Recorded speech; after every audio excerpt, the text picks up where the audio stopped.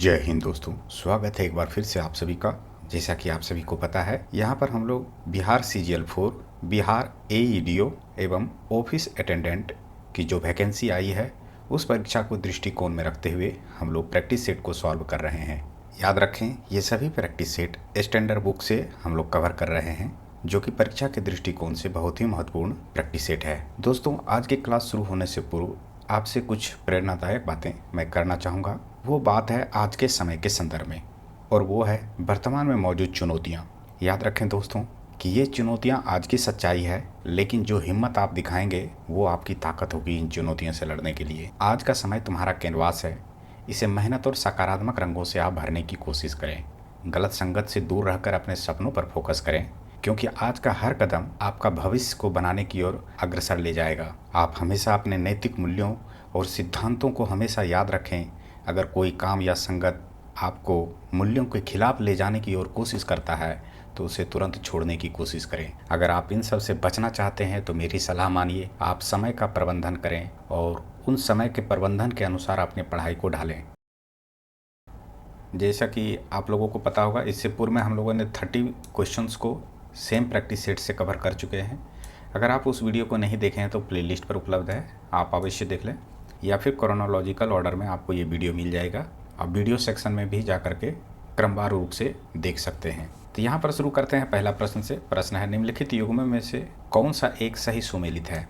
इसका उत्तर है एटलस पर्वत, जो कि उत्तर पश्चिमी अफ्रीका में स्थित है। ये इसका सही उत्तर है। बाकी बात तो सर्वप्रथम है कि एबीसीनी पठार ये कहाँ है? तो पूर्वी अफ्रीका, जैसे कि इथोपिया और इरिट्रिया में स्थित है ना। आपको याद रखना है, पूर्वी अफ्रीका होगा इसका सही उत्तर, ना कि अरब। इसमें कहाँ पर? तो इथियोपिया प्लस इरिट्रिया।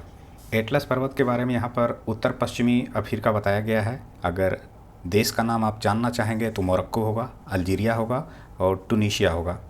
तीसरा है कि गुआना या सी में गुआना उच्च भूमि जो है ये दक्षिण पश्चिमी अफ्रीका नहीं होगा, बल्कि उत्तर दक्षिणी अमेरिका होगा। देश का नाम अगर पूछ दे तो वेनेजुएला, गुआना, सूरिनामा और ब्राज़ील इसका सही उत्तर है। फिर है ओकाबांगो द्रोणी, इसका उत्तर सही होगा दक्षिण पश्चिमी अफ्रीका। इसी को कहते हैं कालाहारी बेसिन, आपको याद रखना है। ओकाबांगो द्रोणी को ही कालाहारी बेसिन कहते हैं। तो इस तरह से ये ज्योग्राफी से जुड़ा हुआ महत्वपूर्ण MCQ था। आप एक बार पॉज करके इसे देख लें। अगला प्रश्न है, निम्नलिखित देशों में से किसकी समुद्र तट रेखा सर्वाधिक लंबी है? यहाँ पर देश की चर्चा किया जा रहा है, आपको याद रखना है। इसमें कनाडा सही उत्तर होगा। अगर आपको किलोमीटर अगर इसके बारे में पूछ दे तो 2,20,080 किलोमीटर की तट रेखा है कनाडा का। सेकंड स्थान पर आता है इंडोनेशिया, थर्ड स्थान पर आता है नॉर्वे, फोर्थ स्थान पर आता है ग्रीनलैंड और फिफ्थ स्थान पर आता है रूस। तो इस प्रकार से समुद्र तट से जुड़े हुए महत्वपूर्ण पॉइंट है। भारत, ऑस्ट्रेलिया और ब्राज़ील का क्या है तट रेखा की लंबाई? तो मैं आपको बता देता हूँ। भारत का तट रेखा 7516 किलोमीटर है, जो कि विश्व में 15वां स्थान पर है। ऑस्ट्रेलिया का तट रेखा जो है 25,760 किलोमीटर है, इसका स्थान 7वां है वर्ल्ड में। ब्राज़ील का तट रेखा है 7,491, विश्व में इसका 16वां स्थान है। यहाँ पर जो मैं बताया हूँ भारत का तट रेखा, ये 1970 के दशक में जो मेजरमेंट किया गया था उस आधार पर है। वर्तमान में 2024 में एक नया आंकड़ा प्रस्तुत किया गया है, जिसकी चर्चा आप लोग हमेशा करंट अफेयर्स में देखते होंगे। भारत की तट रेखा की नवीनतम मापी गई कुल लंबाई वर्तमान में बताया गया है, उसे भी आपको ध्यान में रखना है, 11,098.81 किलोमीटर है। अब ये पूछिएगा ये डेटा कहाँ से आ गया, वृद्धि कैसे हो गया? तो यह वृद्धि भारत के भौगोलिक विस्तार से वृद्धि के कारण नहीं, बल्कि उच्च रिजोल्यूशन डेटा और बेहतर मापक तकनीकों के कारण हुआ है। तो आपको पुराना डेटा भी याद रखना है और नया डेटा भी याद रखना है। इसी से जुड़ा हुआ एक और महत्वपूर्ण पॉइंट बता देता हूँ भारत के संदर्भ में, कि यह तटरेखा 9 राज्यों गुजरात, महाराष्ट्र, गोवा, कर्नाटक, केरल, तमिलनाडु, आंध्र प्रदेश, ओडिशा और पश्चिम बंगाल के साथ साथ कुछ केंद्र शासित प्रदेशों तक फैली हुई है। अब पूछ देगा कि वो केंद्र शासित प्रदेश कौन सा है? तो दमन और दीव होगा, पुडुचेरी होगा, अंडमान एवं निकोबार द्वीप समूह, साथ ही लक्षद्वीप समूह शामिल है। प्रश्न में पूछ दे कि किस राज्य की तटरेखा भारत में सबसे लंबी है? तो आपको याद रखना है गुजरात होगा उसका सही उत्तर। प्रश्न है, बिहार विधानसभा के पहले दलित स्पीकर कौन थे? 33 का उत्तर है option B Uday Narayan Chaudhary. Next है बिहार आधिकारिक भाषा विभाग द्वारा दिए गए पुरस्कारों में से कौन सा पुरस्कार नहीं है? इसका उत्तर है महात्मा गांधी सम्मान। अगला है डॉक्टर आर के हजारी समिति किससे संबंधित है? इसका उत्तर होगा औद्योगिक लाइसेंसिंग से जुड़ा हुआ है डॉक्टर आर के हजारी समिति। प्रश्न है निम्नलिखित में क्या भारत में वित्तीय क्षेत्र सुधार का एजेंडा कभी नहीं रहा? इसका उत्तर है सब्सिडी और गारंटी के साथ सभी नागरिकों को आसान क्रेडिट प्रदान करना।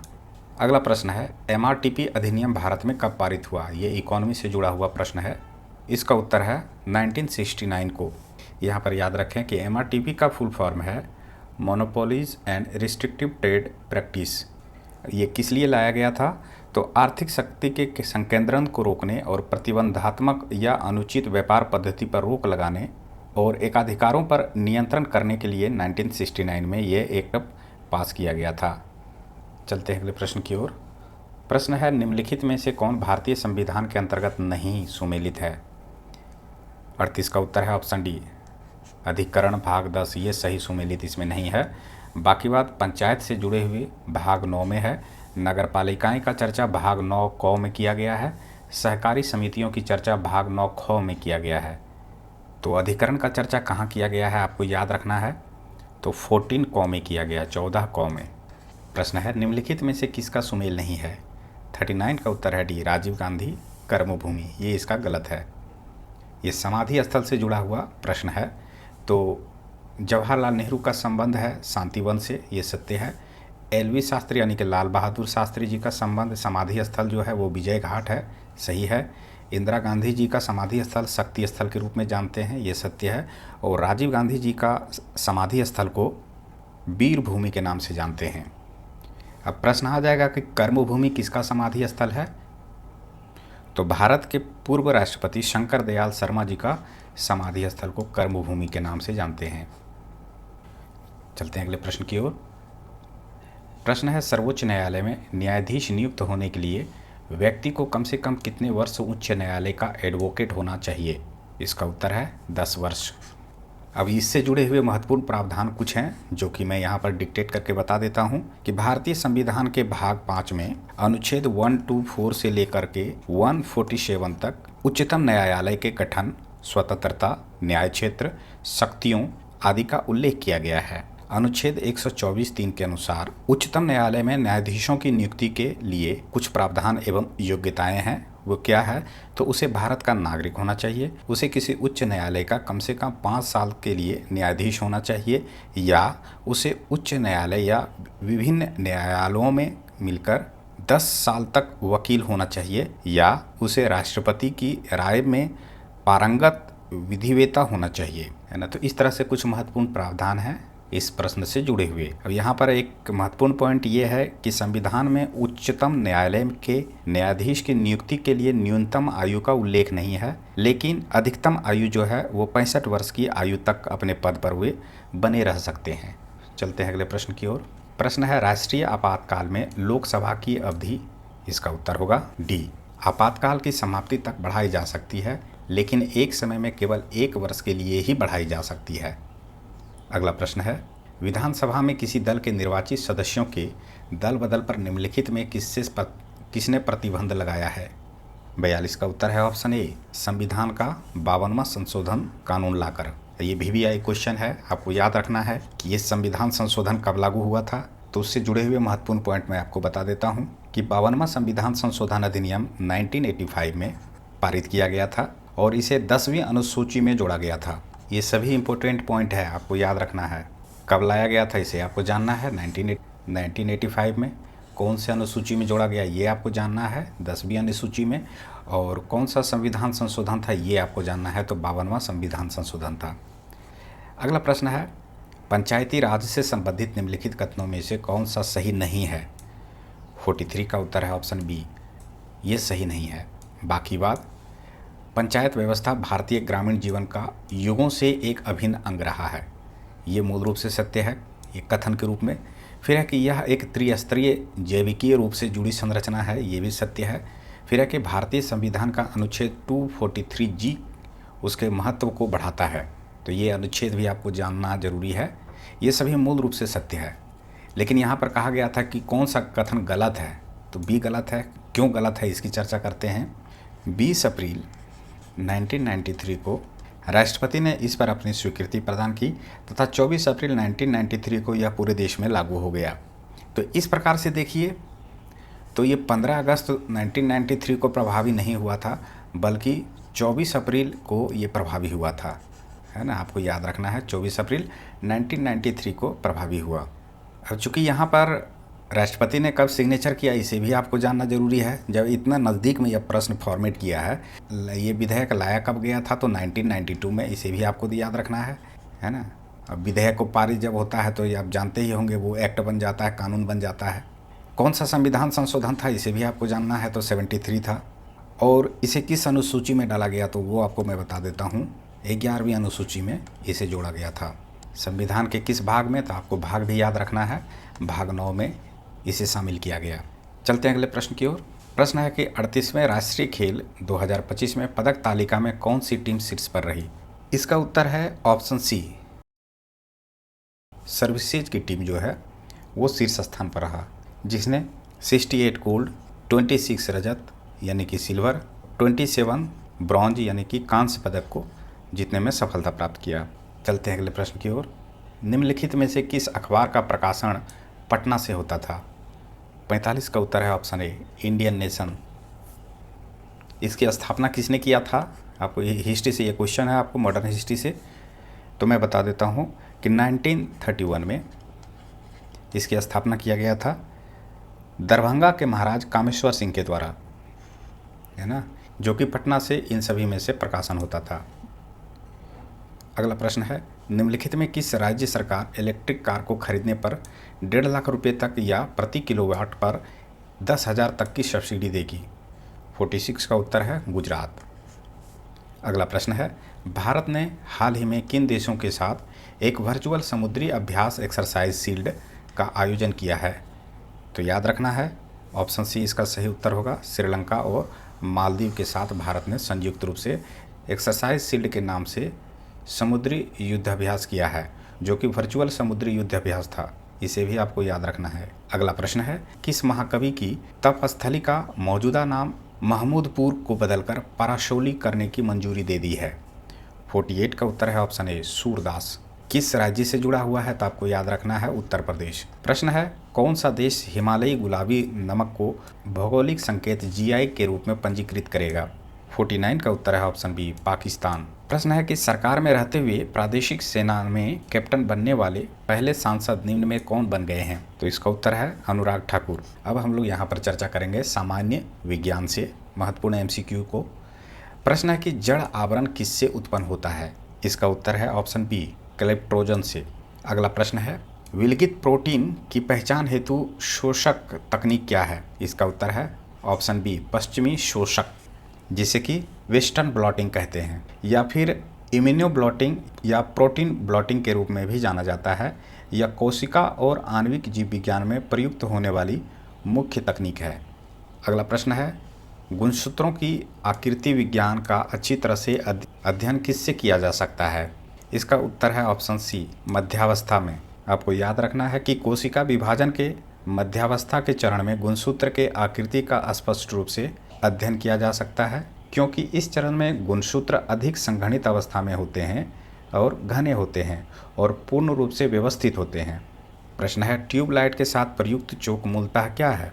तो इसका उत्तर है प्रेरक, जिसे कि इंडक्टर के रूप में जाना जाता है। इसका उपयोग किस लिए किया जाता है, तो आपको ध्यान में रखना है कि विद्युत परिपथ में अधिक आवृत्ति वाली प्रत्यावर्ती धारा यानी कि एसी को अवरुद्ध करके दृष्ट धारा यानी कि डीसी या फिर कम आवृत्ति वाली धारा को गुजरने देने के लिए इसका उपयोग किया जाता है। प्रश्न है, क्यूरी किसकी यूनिट है। 55 का उत्तर है ऑप्शन ए, रेडियोधर्मिता।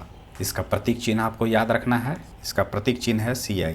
अगला प्रश्न है, यदि किसी इलेक्ट्रॉन और फोटोन का समान तरंग दैर्घ्य हो तो उसका निम्नलिखित में से क्या समान होगा। इसका उत्तर होगा रैखिक संवेग। प्रश्न है, 1 माइक्रोन लंबाई प्रदर्शित करता है, तो इसका उत्तर है ऑप्शन बी। प्रश्न है, बल गुणनफल है। इसका उत्तर है द्रव्यमान और त्वरण का। अगला प्रश्न है, एक भारहीन गुब्बारे में 200 ग्राम जल भरा गया है, इसका जल में भार होगा, क्या होगा। तो तो इसका उत्तर है शून्य। क्यों? क्योंकि ये आर्किमिडीज के सिद्धांत के अनुसार जब कोई वस्तु द्रव में डुबोई जाती है तो उसके भार में कमी आ जाती है। यह आभासी कमी वस्तु द्वारा हटाए गए द्रव के भार के बराबर होती है। अर्थात अगर 200 ग्राम जल भरे गुब्बारे को जल में भार शून्य होगा, यानी कि गुब्बारे का भार माइनस उत्प्लावन बल जो कि 200 ग्राम माइनस 200 ग्राम इक्वल टू 0। प्रश्न है खगोलीय दूरदर्शी से बना प्रतिबिंब होता है। इसका उत्तर है काल्पनिक और बड़ा। अगला प्रश्न है शीशे की छड़ जब भाप में रखी जाती है तो इसकी लंबाई बढ़ जाती है परंतु इसकी चौड़ाई क्या होता है? इसका उत्तर है अप्रभावित रहती है। प्रश्न है ध्वनि का वेग अधिकतम होता है। 62 का उत्तर है सी धातु में। ये भी प्रश्न पूछा गया था बीपीएससी में। प्रश्न देखने में आसान लगता है लेकिन वही आसान क्वेश्चन एग्जामिनेशन में पूछा जाता है। जानकारी रहने पर तो आप सही कर देंगे और जानकारी नहीं है तो आसान क्वेश्चन भी आप गलत कर देंगे। अगला प्रश्न है परमाणु के कक्षों को भरने का क्रम नियंत्रित होता है। 63 का उत्तर है ऑप्शन ए अफवाउ सिद्धांत द्वारा। ये जर्मन भाषा है अफवाउ। इसका अर्थ होता है कि निर्माण होना, आपको याद रखना है। इस नियम के अनुसार परमाणुओं की तलस्थ अवस्था में कक्षकों को उनकी ऊर्जा के बढ़ते क्रम में भरा जाता है। इस प्रकार इलेक्ट्रॉन पहले सबसे कम ऊर्जा वाले उपलब्ध कक्षक में जाते हैं, उसको भरने के बाद उच्च ऊर्जा वाले कक्षकों को भरते हैं। तो कक्षकों की ऊर्जाओं का बढ़ता क्रम इस प्रकार होगा, ध्यान रखना है। 1s, फिर होगा 2s, फिर 2p, आप लोग पढ़े होंगे 7th 8th में, फिर होता है 3s, फिर होता है 3p। इस तरह से आगे बढ़ते हुए क्रम में दर्शाया जाता है। प्रश्न है कि एल्युमिनियम धातु को प्राप्त किया जाता है। 64 का उत्तर है बॉक्साइट से। एल्युमिनियम धातु को बॉक्साइट से प्राप्त किया जाता है। अगला प्रश्न है निम्नलिखित में कौन सा तत्व जर्मन सिल्वर में उपस्थित नहीं होता है? इसका उत्तर है option B aluminium. German silver में तांबा होता है, प्लस जस्ता होता है, प्लस निकल होता है, आपको याद रखना है। अगला प्रश्न है एक तत्व X के वाह्यतम कक्षा में 4 इलेक्ट्रॉन है तो हाइड्रोजन के साथ इसके यौगिक का कौन सा सूत्र होगा? इसका उत्तर है ऑप्शन डी। अगला प्रश्न है बेकिंग सोडा है, यहाँ पर हमें फार्मूला बताना है तो इसका ऑप्शन सी सही होगा, NaHCO3। अगला प्रश्न है बहुलक जो विशेषता बर्तनों पर ना चिपकने वाली सतह के रूप में प्रयुक्त होता है वो क्या है, बताना है। तो 68 का उत्तर है बी टेफ्लॉन। टेफ्लॉन क्या है? तो एक अदहनशील पदार्थ है। प्रश्न है लेक्सिकोग्राफी का संबंध है। 69 का उत्तर है ऑप्शन बी शब्दकोश के संयोजन से। अगला प्रश्न है टीक और माइट वास्तव में होते हैं। इसका उत्तर है ये मकड़ी वंश से संबंधित है, टीक और माइट। अगला प्रश्न है जीनोम चित्रण यानी कि जीनोम मैपिंग का इनसे संबंध है। किनसे संबंध है? इन सभी ऑप्शन में हमें चूज करना है तो इसका उत्तर होगा जीन्स का चित्रण से। अगला प्रश्न है शरीर का तापमान नियंत्रित करता है। 72 का उत्तर है हाइपोथैलेमस।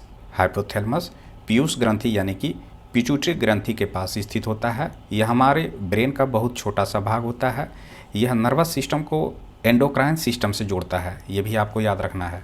यहाँ पर लिखने का तात्पर्य यह है कि ये सभी एग्जामिनेशन में पूछे जाते हैं फैक्ट के रूप में। तो नर्वस सिस्टम को ये एंडोक्राइन सिस्टम के साथ जोड़ता है। ये शरीर के तापमान को तो नियंत्रित करता ही है, साथ ही साथ इसमें भूख और प्यास के केंद्र स्थित होते हैं और शरीर में ग्लूकोज और पानी जब कम होता है तब इसकी सूचना यह ब्रेन को भेजता है। तो इस प्रकार से हाइपोथैलेमस का जुड़ा हुआ महत्वपूर्ण फैक्ट था। चलते हैं अगले प्रश्न की ओर। प्रश्न है जब वृक्क कार्य करना बंद कर देते हैं तो निम्न में कौन सा पदार्थ जमा होता है? 73 का उत्तर है ऑप्शन डी रक्त में नत्र जनित अपशिष्ट पदार्थ। वृक्क बोले तो जब किडनी कार्य कर देना बंद कर देता है तो क्या होता है? न्यूक्लिक अम्लों एवं प्रोटीन के उपापचय के परिणाम स्वरूप अनेक नाइट्रोजन युक्त अवांछनीय या अपशिष्ट पदार्थ का निर्माण होता है, जैसे यूरिया, अमोनिया, यूरिक एसिड आदि। ये शरीर के लिए हानिकारक होते हैं, अतः इनका उत्सर्जन आवश्यक होता है, यानी कि शरीर से बाहर निकालना आवश्यक होता है। रक्त से इनका पृथक्करण किडनी के द्वारा यानी कि वृक्क के द्वारा होता है और वृक्क जब कार्य करना बंद कर देता है तब शरीर में इनकी मात्रा बढ़ जाती है, जिससे व्यक्ति की आगे चलकर मृत्यु हो जाती है। अगला प्रश्न है मानव शरीर में विटामिन ए संचित रहता है। इसका उत्तर है यकृत में यानी कि लीवर में। अगला प्रश्न है अल्फा कैरोटीन एक प्रोटीन है जो, इसका उत्तर है बी त्वचा में उपस्थित है ना। अल्फा कैरोटीन एक प्रोटीन है जो सिर के त्वचा में होता है। यह हमारे बालों को अंदर और बाहर दोनों तरफ से सुरक्षा प्रदान करता है और इन्हें स्वस्थ रखता है। तो इस प्रकार से हम लोगों ने प्रैक्टिस सेट 3 को यहाँ पर समाप्त किए हैं। आगे के क्लास में प्रैक्टिस सेट 4 को शुरू करेंगे। आपसे गुजारिश है कि ये वीडियो अगर आपके लिए फ़ायदेमंद लगा हो, उपयोगी लगा हो, आपने इस वीडियो से अगर कुछ सीखा हो तो कृपया लाइक करें और सब्सक्राइब नहीं किए तो चैनल को सब्सक्राइब अवश्य करें। मिलते हैं नेक्स्ट वीडियो में, तब तक के लिए धन्यवाद।